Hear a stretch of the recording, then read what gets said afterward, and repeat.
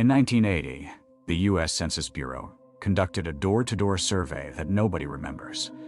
But 2.3 million people vanished that year with no explanation. The official story is simple: clerical errors, natural deaths, people who moved out of state. That's what the government says.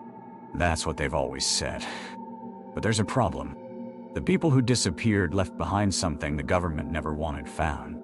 His name was Robert Castellano. He was a Census Bureau supervisor in Chicago, assigned to audit the missing persons reports from that fateful year.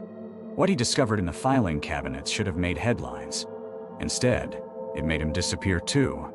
Before he vanished, Castellano mailed a single manila envelope to his brother. Inside were photocopies of census forms, hundreds of them, each one marked with a red stamp that read transfer. Not deceased. Not relocated. Transfer de rule. The forms all listed the same destination field office, a building in Arlington, Virginia, that didn't appear on any official census records. What made it worse was the pattern. The transfers only targeted specific demographics. Single men between ages 22 and 35. No dependents.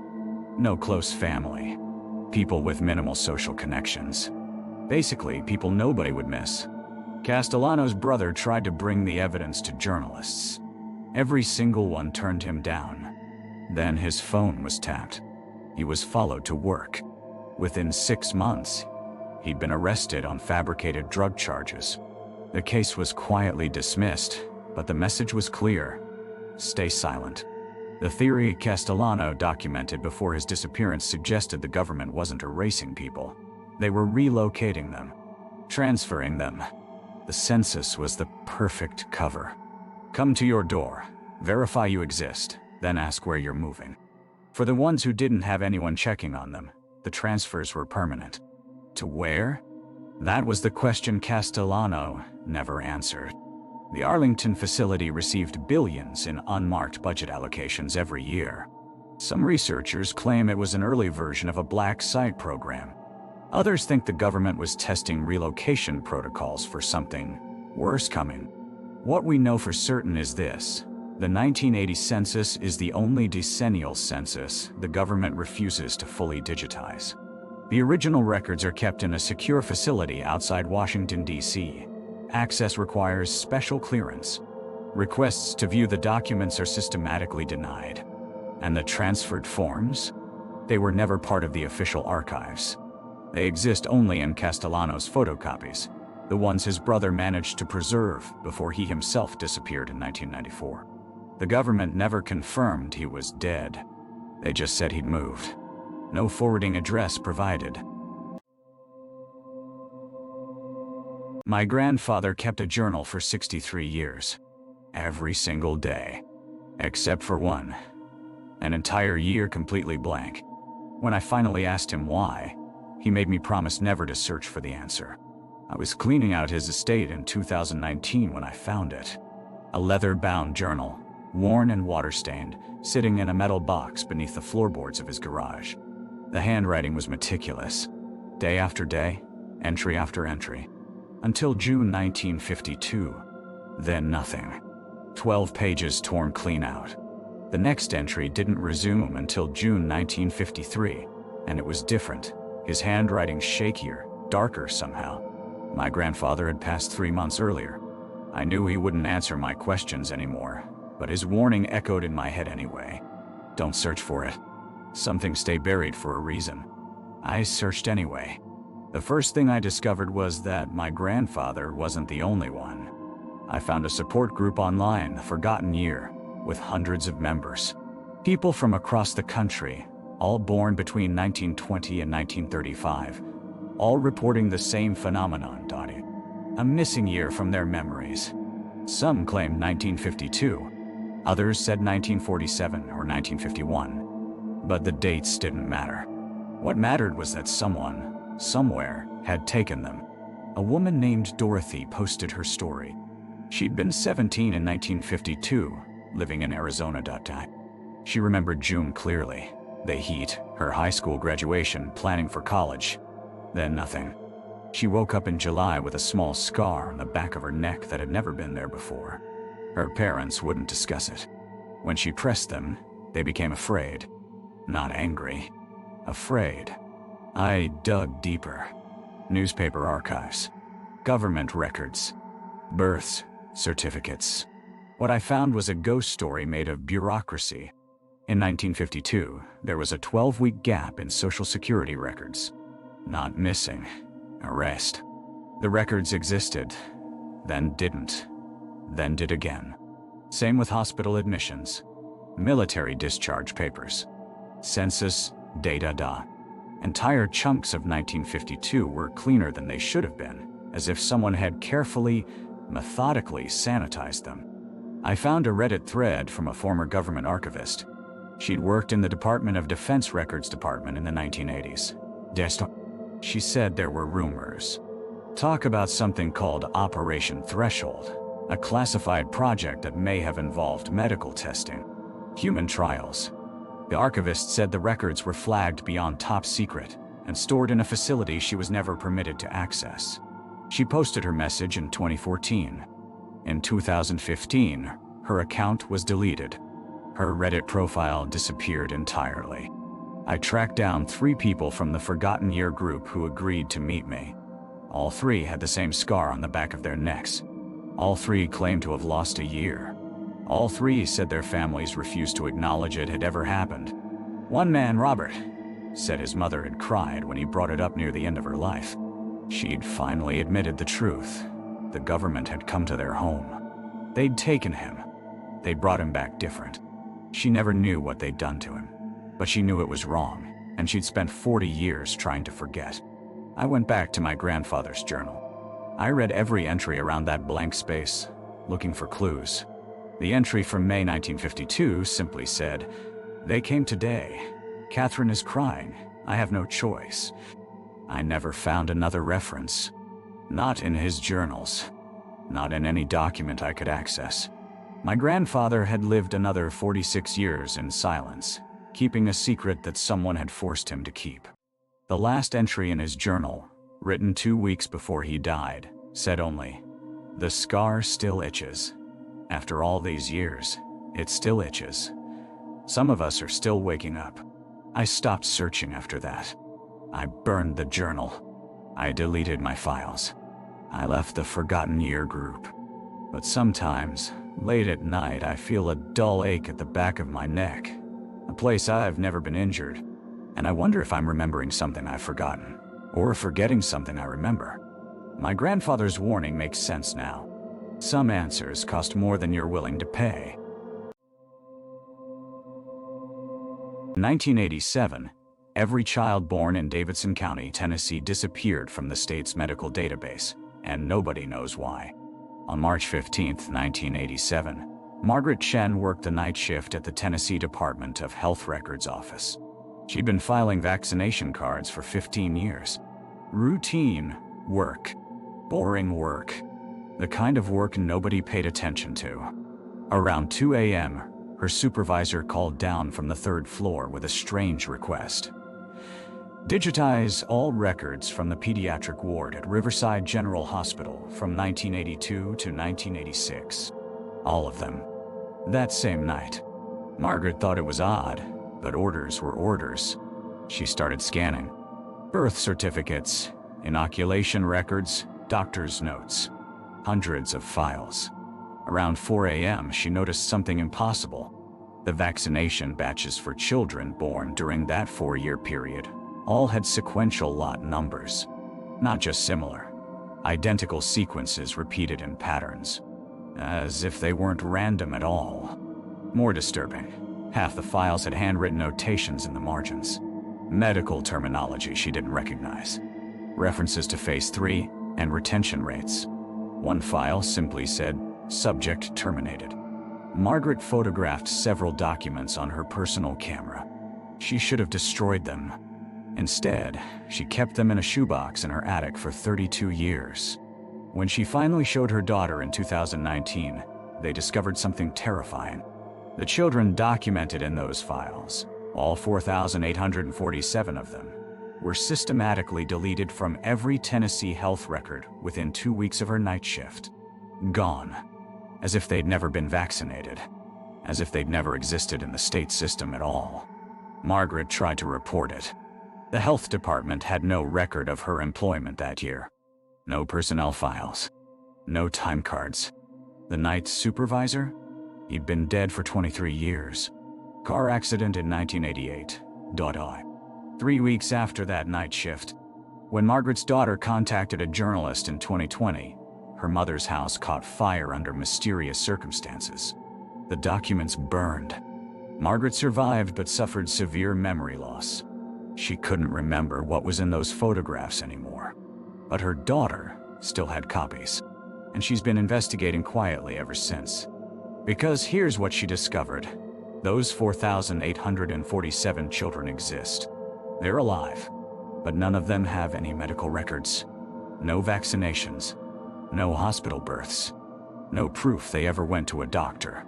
They simply don't exist in any official system.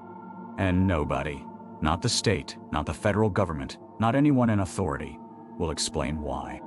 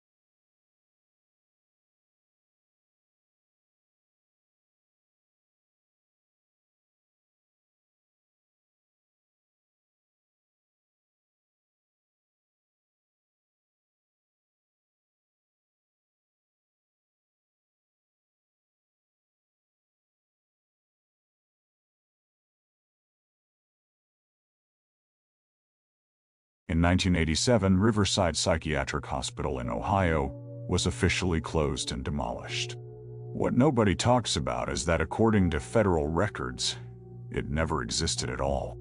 My grandfather worked as a night orderly there for 6 years. He never talked about it. Never. But after he died, I found his journal hidden in the basement. Pages filled with patient names, dates, and one phrase repeated over and over. "They're collecting something." The hospital sat on a 40-acre compound outside Columbus. My grandfather's entries described standard psychiatric care at first. Then, in 1985, the tone changed. New patients arrived. Not through normal admission channels. They came in unmarked vans at midnight. He wrote about observation rooms, about samples being taken, blood work, spinal taps. But the strange part, the patients never seemed sick. They were lucid, calm, almost cooperative, like they knew what was happening. One entry for March 1986 made my blood run cold. Patient 47 asked me why they needed his memories. I didn't know what he meant. He smiled like he pitied me for not understanding. The entries became fragmented after that. Dates scattered. My grandfather mentioned seeing the same patients in different rooms, different wards, even though he watched them be transferred out days earlier. He wrote about a basement level that wasn't on any official blueprints, about sounds coming from the ventilation system that didn't match any equipment in the building. Then, nothing. His last entry was dated November 14, 1987. It said simply, "They're asking questions about what I've written. I know what this means." 2 weeks later, Riverside was officially shut down. But here's what doesn't add up. I checked federal records. There's no closure report. No documentation of where the patients were transferred. No employee severance files. Nothing. I contacted the Ohio Department of Health. They told me no hospital by that name ever operated in the state. When I showed them my grandfather's employment records, they claimed the documents were forgeries. I drove out to the location. The land is empty now, just overgrown foundations. But locals remember it. A woman at a diner told me her sister was admitted there in 1986. When she was released weeks later, she didn't remember any of it. Not a single day. She had scars on her scalp, though. Still does. I found something else in my grandfather's effects. A photograph. It shows a group of patients standing in a hospital hallway. The date stamp reads 1986, but the weird part, half their faces are blurred. Not intentionally. Naturally blurred. Like the film couldn't capture them properly. On the back, my grandfather had written, "They're not sick. There's something being prepared, and we're part of it now too." He died in 1998. Natural causes, the death certificate said. But I'd keep thinking about those last entries, about how he knew they were asking questions. Sometimes I wonder if he's the reason I can't quite remember large portions of my childhood.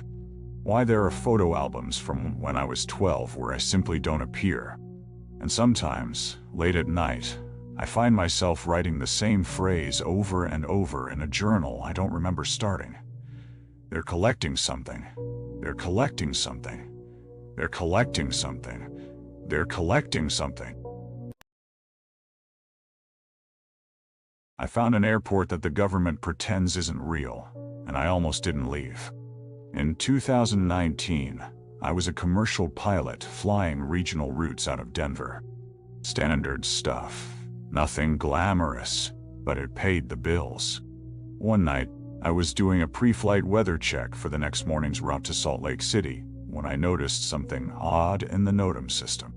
For those who don't know, NOTAMs are notices to airmen. They alert pilots to anything unusual in airspace. This particular notice mentioned restricted airspace around coordinates that didn't correspond to any commercial airport I knew. I checked my sectional chart. Nothing. I called the Denver Flight Service Station. The controller hesitated, actually hesitated, before telling me those coordinates didn't exist in their system. But the NOTAM was live. Current. Want. Active. My curiosity got the better of me. I filed a flight plan that would take me near those coordinates. Nothing illegal, just a slight deviation. When I reached the area, I saw it. An airport. Fully operational. Runway lights, a control tower, several hangars. But it wasn't on my GPS. It wasn't on my backup navigation system. And when I tried to contact the tower, they already knew my tail number before I spoke. Cleared to land, the voice said. Mail. Calm. Maintain current heading. I should have diverted. Every instinct told me to turn around. But my instruments were acting strange, like they were being overridden. My radio wasn't responding to my input. I was landing whether I wanted to or not. The runway appeared beneath me, and I touched down. What I saw on the ground made my skin crawl. The hangars weren't empty. Through the gaps in their doors, I caught glimpses of aircraft I'd never seen before. Not in any aviation manual. Not in any military database I'd ever accessed. Their designs were wrong somehow, angles that didn't make aeronautical sense. A man in a dark suit approached my cockpit. He didn't say a word, just held up a badge. I couldn't see the agency. The emblem was deliberately obscured, but the message was clear. He escorted me into one of the hangars. Inside, I saw technicians working on something that looked like a hybrid between a plane and something else entirely. When they noticed me, work stopped. Everyone stared. "You weren't supposed to see this," the man said. It wasn't a threat. It was a statement of fact, delivered with the same tone someone might use to comment on the weather. He told me the airport was a black site, that it had existed since 1962, that only a handful of pilots ever found it, and those who did had a choice to make. I could forget I saw anything, go back to my life, and fly away. Or I could stay and become part of the facility. There was no third option. My hands were shaking as I walked back to my aircraft. Every second I expected them to stop me. But they didn't. They just watched. When I took off, my instruments came back online immediately. The NOTAM disappeared from the system. When I landed in Salt Lake City 2 hours later, air traffic control had no record of my diversion. My flight log showed a straight line from Denver to Salt Lake. Nothing else. For 3 years, I said nothing. I filed every report like normal. I flew my routes like normal. But I changed my flying patterns. I avoided those coordinates at all costs. Then last month I received a letter. No return address. Inside was a photograph of me at the controls of my aircraft, taken from outside the cockpit. On the back, 2 words: stay silent. I've spent the last 30 days deciding whether to speak up or keep living in the quiet. Because here's what they didn't tell me in that hangar. I wasn't the first pilot they'd let walk away. And I won't be the last. The question that keeps me awake at night isn't what they're building there. It's whether they ever really let anyone leave at all. Marcus arrived at his apartment to find 2 men in suits waiting in his living room. They didn't show credentials. They didn't need to. One of them simply said, "You've been reassigned, effective immediately. Denver field office. You'll report Monday." That's how they handled it. Not a threat. Not an interrogation. Just a quiet reminder that the machinery could move you wherever it wanted. But Marcus had already hidden the copies. Years later, when his daughter was clearing out his storage unit after his death, she found them, sealed in waterproof containers behind a false panel. His handwritten notes covered every blank space, a desperate attempt to document what he'd discovered. His notes revealed something even darker than the erased files themselves. Marcus had found a notation in the system, buried in the comments section of a case file from 1979. Just 4 words. Subject relocated per Protocol 7. Protocol 7. It appeared exactly 143 times in the database, before 1987. It appeared 0 times after his discovery. The files don't exist anymore. The federal government maintains that Marcus Webb was a competent but unremarkable agent with a history of anxiety. His daughter tried to take his evidence to journalists, lawyers, and congressional staffers. Every single one either declined to pursue it or suddenly became unavailable for follow-up conversations. But the storage unit documents remain. Circulating. Fragmentary. Impossible to fully authenticate, yet containing details that are eerily specific. Names, dates, case numbers. Some of those names have been cross-referenced to people who simply vanished from public records in the years Marcus documented. The question nobody can answer is this: what happens to witnesses in protection when the government decides they know too much? And how many people in this country have been erased not from life, but from history itself? Their identities dissolved, their testimonies buried, their very existence officially denied. Marcus Webb spent the rest of his life in Denver, working quiet cases, never investigating anything important again. He died in 2009 without ever speaking publicly about what he found. But he left behind one final note, taped inside the banker's box. If you're reading this, they already know. But you have to tell someone. You have to.